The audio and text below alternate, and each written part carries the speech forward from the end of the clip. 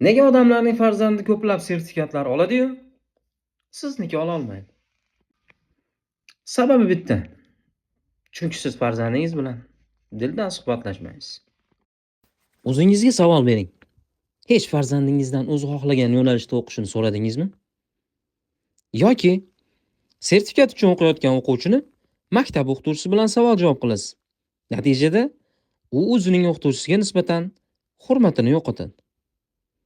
Uchinchidan esa siz ko'chada turgan 4 ta so'z yodlab olgan odam bilan uni savol-javob qildirasiz va javob bera olmaganda uni kamsitasiz. Shuncha vaqtingni nega sarflading? Natijada bolada stress, qo'rquv, vahima paydo bo'ladi. Fikrlash ritmining yo'qolishi va shundan ko'rinib turibdiki, u sertifikat imtihonlarida qiynaladi. Shunday ekan, avvalo farzandingiz bilan gaplashishni o'rganing. Farzandingizni ichidan nima o'tyapti, nimani xohlayapti? Siz u bilan do'st sifatida gaplashib ko'ring.